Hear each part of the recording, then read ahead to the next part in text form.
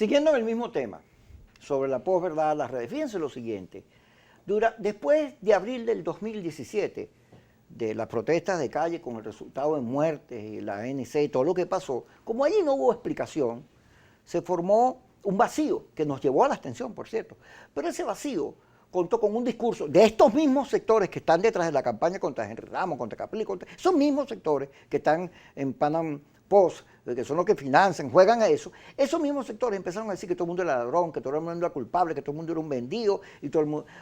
Razón por la cual en las encuestas, en las dos últimas, tanto en la de Data Analysis como en la del IBAP, y hace tiempo que ese fenómeno viene ocurriendo, el liderazgo tradicional siempre aparece con un altísimo rechazo, porque nadie les cree, porque hubo unas campañas dirigidas a decir que había colaboracionistas, traidores, vendidos, que el gobierno estaba ahí porque había unos opositores que se lo permitían. Pero esos son unos diseños maléficos, porque en el momento en que necesita más unidad la oposición para producir el cambio, para entender que el gobierno también juega y hacer política, estos sectores siempre venden un juicio, unas culpas. Y como somos una sociedad cristiana, siempre, no, el culpable es este. Y han sido montajes las campañas contra Manuel Rosales, Enrique Capriles y Henry Ramos Alú. Yo no sé si son ladrones, santos, yo no sé, pero lo obvio es que ahí hay una tergiversación y un juego horroroso de la política.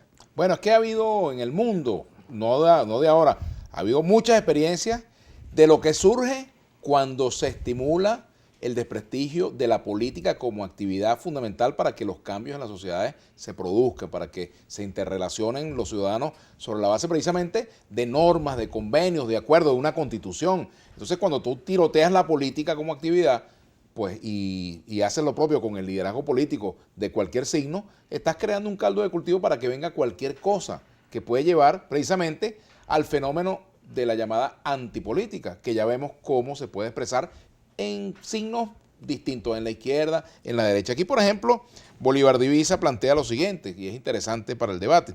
Lo que vivimos día a día dentro de las redes sociales, podemos asegurar, por ejemplo, en Twitter el gobierno siempre está de número 1, pero en las encuestas siempre las pierden. ¿Será que dichas tendencias son producto de los bots creados por el gobierno? Bueno, eso es un punto del manejo interesado de las cuentas, de la llamada tendencia, ¿verdad? De las etiquetas, en fin, un manejo interesado. Y bueno, lo vemos en los programas, uno a veces estamos en segundo lugar, pero frente a una maquinaria, y resulta que esa maquinaria es producto de un manejo artificial de cuentas compradas, de bots, etcétera, etcétera, para imponer una falsa verdad con respecto al apoyo o no en la opinión pública. Entonces, esos son debates que, por supuesto, son interminables, pero que son buenos que se den. ¿Por qué? Porque el uso de las redes sociales también debería tener un mínimo de criterios en cuanto a la veracidad, y por eso el ciudadano decide finalmente a quién le cree y a quién no, y muchas veces el ciudadano es víctima de estafas informativas. Así es. De estafas informativas porque, bueno, se van a seguir cuentas que lamentablemente no ofrecen ni rigurosidad, ni responsabilidad, y mucho menos seriedad. Entonces, bueno, está el debate sobre qué pasa con los líderes políticos. Bueno, si funcionaran las instituciones, si aquí hubiesen instituciones realmente que cumplieran con su rol constitucional, pues aquí se harían investigaciones, y si hay que investigar a alguien del PSUV se le investiga, y si hay que investigar a un ADECO se investiga, y uno sabe, obtiene la idea de que efectivamente va a haber un mínimo de equilibrio en todo esto. Pero cuando no hay instituciones y a través de una cuenta se sentencia a alguien, se le lleva al paredón, se fusila a alguien, pues eso ya termina siendo irremediable, porque hay que ver eso que llaman el daño reputacional. Se ha convertido en un instrumento de la política, se sustituye el argumento político por la descalificación, por la guerra sucia, por llevar al pantano a alguien, no al centro del debate de las ideas, sino al pantano donde se ahogue, pues, y desaparezca. No, y además tú sabes que hay otra cosa importante. Siempre ha habido ese tipo de acusaciones y siempre se han usado espacios de la política. Por ejemplo, en algún momento los parlamentos se usaron mucho también para este tipo de campaña. Pero había alguien que daba la cara. Era un parlamentario que asumía la denuncia. Y si la denuncia tenía fundamento, llegaba hasta el final, ¿no? Así es. Pero estaba una persona que denunciaba. Ahora este tipo de planteamientos se ocultan a través del manejo impune de las redes sociales. El anonimato, por ejemplo. Claro, y entonces, bueno, y se multiplican, porque si tú tienes esa estructura mediática, puedes tener yo no sé cuántos mensajes diarios repitiendo lo mismo contra una persona, pero no se sabe quién lo está acusando. Es decir, en la política siempre ha habido estos planteamientos y eso ha significado incluso la destitución de gobernantes.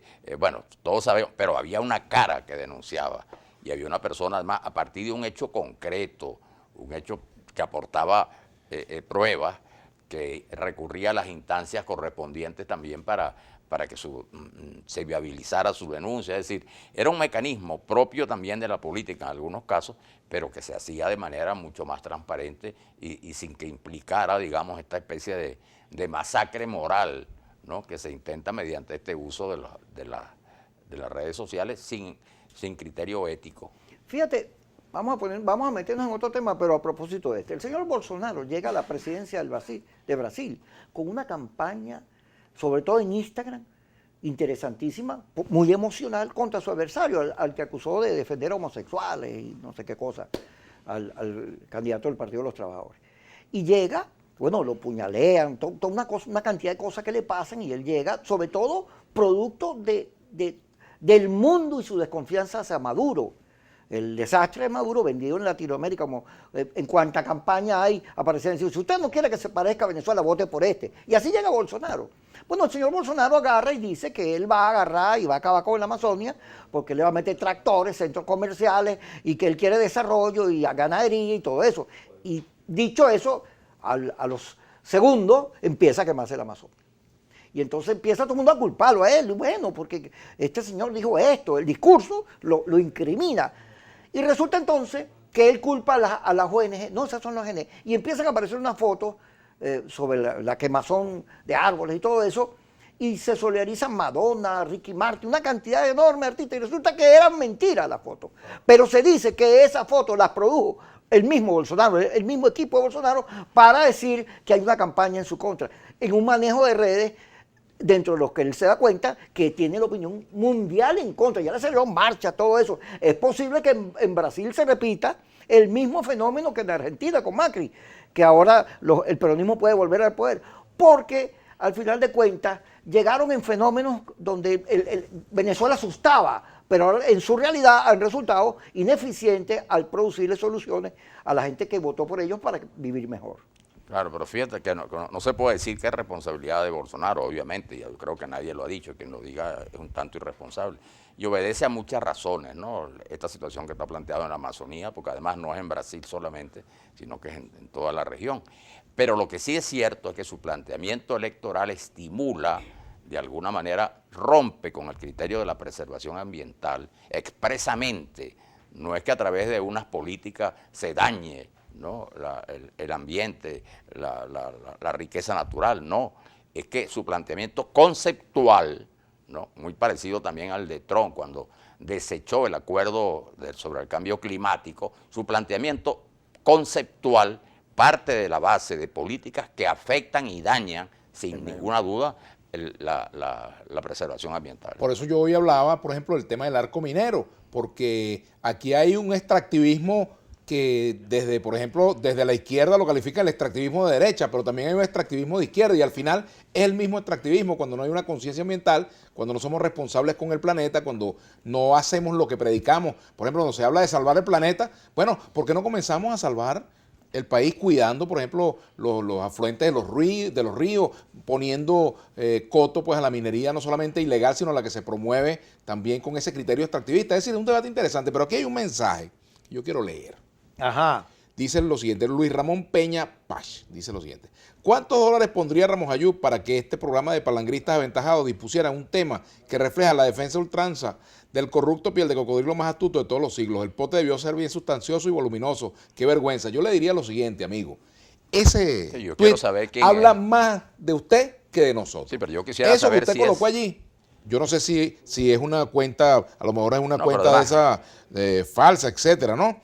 Aquí dice, bueno, tiene aquí una foto de él, etcétera. Ese tuit habla más de usted que de nosotros. Eso habla de su propia condición humana. O sea, usted estaría dispuesto, si le pagan, a hacer todo eso. Además, que usted yo dice. quisiera saber si es una persona que existe, si tiene nombre y apellido. Aquí estamos. Yo quisiera conocerla. Ajá. Y no hablar con él, sino frente a él, ajustar la cuenta de hombre a hombre.